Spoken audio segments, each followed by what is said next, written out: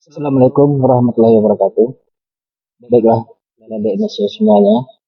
Mudah-mudahan Anda Indonesia walafiat dan dijauhi oleh COVID. Kita lanjutkan perkuliahan pada minggu ke-6 ini, yaitu lanjutan daripada bab 1 sampai bab 5, yaitu rangkaian oscilasi dan rangkaian netralisasi. Nah, perlu Anda ketahui bahwa salah satu yang sering dihadapi pada rangkaian penguat tertala itu adalah terjadinya oscilasi yang tidak kita inginkan. Inilah kita sebut oscilasi parasitis atau oscilasi liar. Nah, pada bab 45 itu sudah kita singgung sedikit. Itu pada satu rangkaian tertala itu gampang terjadi oscilasi parasitis atau oscilasi liar. Dan begitu juga pada efek dari oscilasi parasitis oscilasi liar ini pada kualitas penerima radio akan sangat mempengaruhi. Dimana nanti pada penerima radio nilai sensitivitas dan sensitivitasnya itu bisa kecil sekali. Berarti dianggap pada penerima radio tersebut kurang baik. Kecenderungan penguat tertala menjadi tidak stabil atau beroscilasi itu akan terjadi. Yang pertama itu bila komponen transistor yang dioperasikan pada frekuensi tinggi itu dekat frekuensi cut off-nya. Ini kalau berdekatan sekali frekuensi kerjanya frekuensi tinggi dan frekuensi cut off-nya, ini bisa terjadi interferensi atau bisa terjadi pergeseran frekuensi tala yang tidak kita inginkan. Yang kedua, terbentuknya rangkaian tala pada masukan dan keluaran. Yang keduanya beresonansi pada frekuensi yang sama. Nah, itu yang perlu kita hindari nanti. Bagaimana cara mengatasinya? Salah satu caranya kita pada rangkaian beroscilasi ini kita pasang suatu komponen itu neutralisasi nantinya. Terbentuknya rangkaian tala pada masukan dan keluaran. Yang kedua, beresonansi pada frekuensi yang sama pada elektroda komponen aktif. Kapasitas yang paling mengganggu sini adalah kapasitas antara kolektor dan basis yang dapat membentuk jaringan umpan balik positif atau positif feedback dari keluaran ke masukan. Begitu juga pada frekuensi lebih tinggi atau pada frekuensi very high frekuensi dan gelombang mikro, oscilasi parasitis juga dapat terjadi. Ini disebabkan karena adanya imitasi parasitis antara komponen elektroda dengan titik pentanahan atau ground. Nah, efek dari oscilasi parasitis itu antara lain. Yang pertama itu komponen aktif akan mendisipasi atau menyerap daya yang besar. Nah, ini akan menyebabkan terjadi overhead. Nanti pada bab 1 kemarin kita telah belajar adanya kualitas dan dispersi daya. Kalau komponen yang baik, berarti kualitas komponen baik, berarti di sini dispersi dayanya rendah. Di sini pengaruhnya pada kualitas komponen dari komponen aktif. Makanya dalam pemilihan komponen aktif itu sangat kita perlu sekali karena di sini kalau komponen aktif yang kualitas rendah, di sini akan bisa dispersi daya atau menyerap daya yang besar. Akibatnya nanti komponen itu tidak bekerja secara normal, itu akan terjadi overhead. Jadi panasnya tidak normal. Apa efek sampingnya? Itu dia akan memperkecil daya keluaran. Nah, jika kita masukkan punya 10 watt, kalau terjadi erupsi daya, bisa jadi keluarnya bisa menjadi 2 watt. Akan teredam sebesar 8 watt, akan diserap 8 watt. Nah, yang ketiga, seperti efek negatif oscilasi parasitis, itu penguat operasi pada bagian tidak linear dari karakteristik atau titik kerjanya akan bergeser dari semula mestinya. Yang keempat, sisinya akan akibatnya apa? Terjadinya overhead. Lama-kelamaan dia akan membesar level distorsi pada sinyal keluar. Akhirnya sinyal keluaran tersebut hilang sama sekali dan terjadi distorsi. Oscillasi persistis momen terjadi pada frekuensi kerja atau frekuensi yang sedang diperkuat. Kenapa sedang berkuat? Karena komponen itu akan bekerja, berarti ada energi pada kaki elektron atau ada arus listrik pada kaki elektron. Nah, di sini akan bisa terjadi proses persistis yang akan bisa merubah atau menggeser nilai kapasitansi atau indukansi yang disebabkan karena adanya kaki dari komponen tersebut. Contohnya pada transistor. Itu makanya nanti kalau kita menghindari pengaruh kaki elektroda, itu tata letak komponen itu harus kita perhatikan. Cuma pada kakinya itu dibuat pada PCB itu sependek mungkin. Tetapi juga dapat terjadi pada frekuensi yang lebih kecil atau lebih besar dari frekuensi operasinya. Dan pada frekuensi yang lebih rendah, oscillasi cenderung ditimbulkan atau disebabkan oleh induktor RFC, radio frekuency coil, dan kapasitor bypass yang terpasang ke luaran yang membentuk resonansi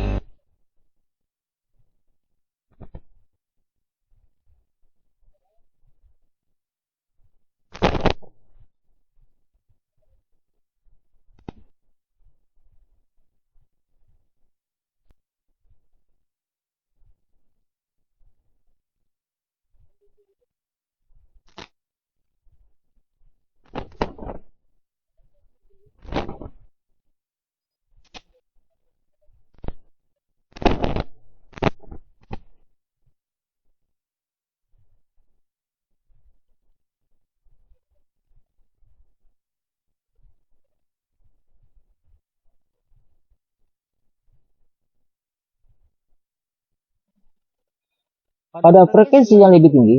Raketala yang tidak kita inginkan itu dapat terjadi karena adanya kapasitansi parasitis dan induktansi parasitis pada kawat elektroda. Seperti yang saya terangkan tadi bahwa kaki elektroda pada komponen parasitis itu pada transistor itu akan mempengaruhi nanti nilai kapasitas atau induktansi. Pada gambar 61, ini gambar 61, coba di sini.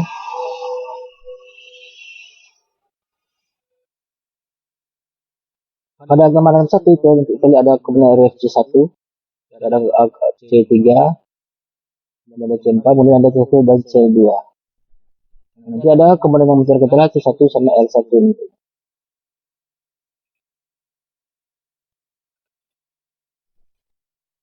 Jadi pada bagian 61 bisa kita lihat bahwa sebuah penguat tertala input dan output. Di mana L1 sama L1 dan L2 sama C2 sengaja ditala pada frekuensi kerja yang diinginkan pada L1, C2, atau L2 sama C2. Di mana RFC 1 dan RFC 2 merupakan penyintas DC atau bypass DC yang akan menghalang working AC. Jadi kalau kita ketahui bahwa kapasitor itu bisa berfungsi sebagai kapasitor kopel, bisa kapasitor sebagai bypass. Kita lihat, nah C3 di sini itu kapasitor akan bisa sebagai kopel.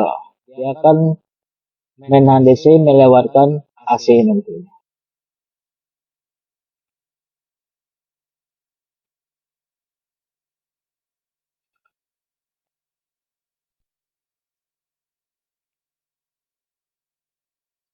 Dan C3 penyintas AC dan C4 adalah dekopel atau akan mengkopel sinyal DC dan C1 pada daya kolektor. Fungsi lebih rendah, frekuensi RFC1 dan RFC2 itu relatif kecil. tanpa membentuk rangkaian tala dengan C3 dan C4. C3 dan C4. Jadi sebenarnya C4 ini bisa sebagai kapasitor bypass yang akan menahan AC melewatkan DC nanti.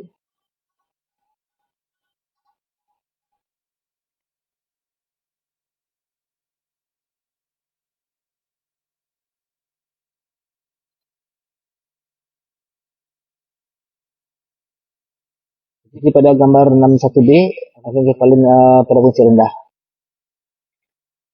Bila frekuensi RFC1C3 dan RFC2C4 sama, maka keduanya akan berrelasi pada frekuensi tersebut melalui umpan balik kapasitansi internal transistor yaitu CBC. Pada gambar B itu ini bypass umpan balik internal CBC. Jadi kolektor KBS.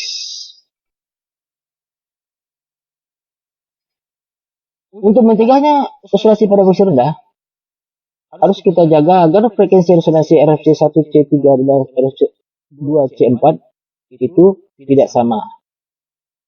Misalnya dengan mengubah nilai RFC atau kapasitor yang terkait. Nilai RFC1 bisa kita geser atau supaya sama dengan cara kita menggeser pada C3 tersebut.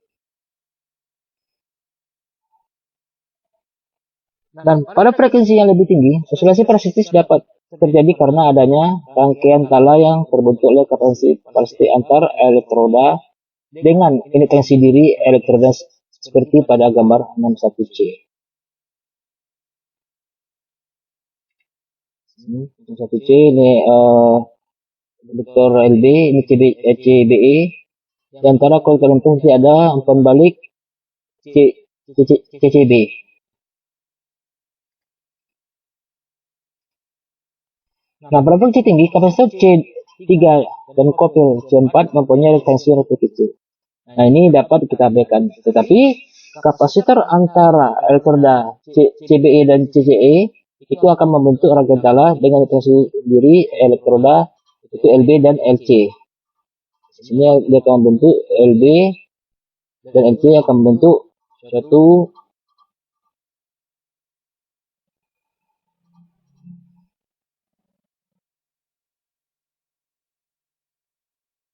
rangkaian tala yang dengan reaktansi diri elektroda atau LB dan LC. Nah, bila frekuensi CBE LB dan CCE LC akan bernilai sama, maka rangkaian akan beroscillasi. Nah, untuk mencegahnya, untuk pada frekuensi tinggi, dapat dilakukan dengan cara memotong lebih pendek elektroda komponen atau memperbaiki tata letak komponen. Jadi sekarang awalnya ini sangat mempengaruhi, dan di sini akan bisa antara elektroda komponen itu akan bisa menggeser frekuensi nilai kapasitas atau reaktansinya dan akan bisa beroscillasi sehingga nanti pada rangkaian tala itu tidak stabil atau tidak sensitif. Oscillasi pada fase kerja memiliki kemungkinan yang paling tinggi karena L1 dan C1 dan L2 C2 sengaja ditala pada frekuensi yang sama. Maka demikian pada rangkaian RF sering kita mempergunakan rangkaian feedback netralisasi. Benar, rangkaian netralisasi di satu rangkaian bertujuan untuk mencegah pengaruh kapasitansi antara kaki komponen. Jadi kalau kita pasang suatu rangkaian netralisasi, maka jika bergeser komponen oleh pengoscillasi, maka komponen netralisasi ini bisa kita berubah supaya frekuensi yang kita inginkan tidak bergeser. Nah, kapasitas yang paling mengganggu adalah kapasitas antara basis dan kolektor. Sebagian besar penguat mempunyai beda fasa antara basis dan kolektor 180 derajat. Tapi pergeseran atau perbedaan fasa tambah bisa terjadi atau timbul pada frekuensi dari kapasitas kecil di antara basis dan kolektor. Nah, sini akan menyebabkan terjadinya sinyal feedback ke basis yang akan memiliki fase hampir sama sehingga oscillasi parasitis. Nah, pada umumnya oscillasi ini terjadi pada sinyal RF yang sedang diperkuat Berarti dia sedang berkuat, berarti komponen aktif bekerja, dia akan memberikan energi listrik, dari komponennya akan menimbulkan panas. Nah, sini kalau kaki antar komponen itu dibuat panjang, nah sini bisa terjadi oscillasi presipitis. Sehingga frekuensi tidak stabil, akibatnya akan terjadi overhead atau terjadi dispersi daya yang besar karena jika kalkulator itu tidak dikeluarkan semaksimal mungkin dayanya. Lama-lama dia akan menjadi distorsi. Rangkaian netrasi yang paling sering digunakan pada penguat mempunyai kondisi berikut. Pertama, pada penguat RF ketala, di mana input dan outputnya ditala pada frekuensi yang sama. Kemudian umumnya bekerja pada frekuensi di atas 25 MHz. Dan yang ketiga, pada rangkaian yang komponen aktifnya mempunyai 3 elemen. Itu contohnya transistor atau dioda. Itu konsep dari rangkaian netralisasi. Ini ada beberapa jenis rangkaian netralisasi, itu antaranya itu netralisasi Azlitin. Itu yang dirancang oleh Azlitin. Dia membuat rangkaian sistem jembatan. Nanti militannya tetap bisa terhubung ke satu daya atau nanti bisa terhubung ke ground. Nah, salah satu metode untuk mencegah oscillasi pada gambar 2 Azlitin ini dikembangkan Azlitin. Rangkaian jembatan juga sebagai rangkaian pembatal atau kanselir sirkuit Azlitin, di mana induktor di rangkaian terkala di tap di tengah dan dihubungkan ke daya DC atau ke ground AC. Nah, tegangan sinyal pada induktor akan mempunyai prioritas di ujung yang satu berlawanan dengan prioritas di ujung yang lain. Sehingga nantinya kita akan boleh jika kolektor positif dibandingkan dengan ground AC, kolektor positif di ground AC, maka tegangan sinyal pada induktor akan mempunyai prioritas di ujung yang satu berlawanan dengan ujung yang lainnya. Jika kolektor pada A positif dibandingkan dengan ground AC-B, maka DC akan negatif dibandingkan dengan ground B. Nah, jika CN diatur sama dengan CBC, CN diatur sama dengan CBC di sini, tegangan feedback akan sama dan berlawanan sehingga saling menghapus satu sama lain. Maka demikian dari gambar 2B di sini bisa kita buat suatu rumus jembatan yang harus seimbang, sehingga nanti di mana omega L1 dikali seper omega CBC akan sama nilainya dengan omega L2 seper omega 0 CN. Nah, jika kapasitor netralisasi atau CN didapatkan sebagai CN akan sama nilai dengan CBC, maka L2 per L1. Rangkaian netralisasi lain itu adalah rangkaian netralisasi DC atau RES. Nah, metode ini menggunakan netralisasi basis. Nah, jika transformator center tap di ground dan sinyal feedback disambung ke ujung jauh dari basis atau ujung yang tidak disambung ke basis, maka yang disebut ternetralisasi.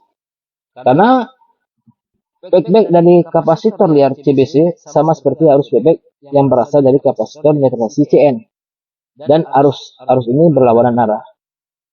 Seperti pada gambar 63 menunjukkan sistem netralisasi basis atau series. Kemudian rangkaian netralisasi lainnya namanya rangkaian netralisasi silang. Benar rangkaian netralisasi yang saling mampu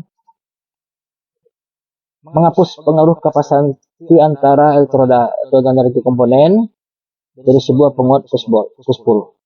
Nah, di sini tidak dibutuhkan pergeseran fasa sinyal, karena pada kaki kolektor yang satu sudah sepasa dengan basis dari transistor yang lain.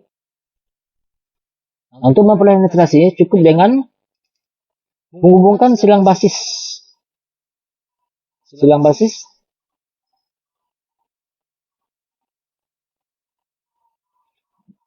dari satu transistor ke kolektor. Kolektor ke basis, di sini juga dari kolektor ke basis. Jadi transistor yang lain. Sebenarnya dia pada gambar 64 buah. Dan literasi lainnya itu adalah rangkaian literasi langsung. Di mana rangkaian literasi single N atau langsung untuk daya yang tinggi sangat terkenal. Seperti pada gambar nampak di sini, ini langsung atau rangkaian literasi induktif. Nah, ini disebutkan rangkaian literasi langsung atau rangkaian literasi induktif. Di mana induktor yang paralel dengan CBC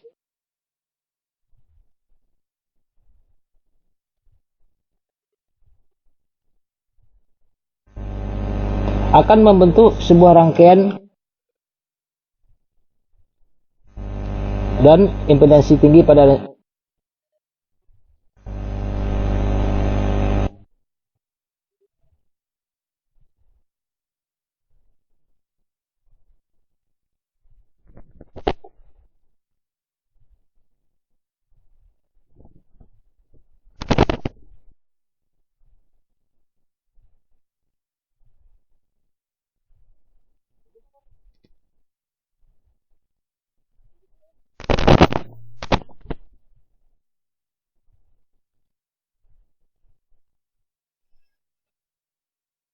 di mana induktor literasi LN disesuaikan dengan kapasitor CN. Induktor LN disesuaikan dengan CN itu akan bernilai besar untuk menghubungkan singkat terhadap frekuensi-frekuensi.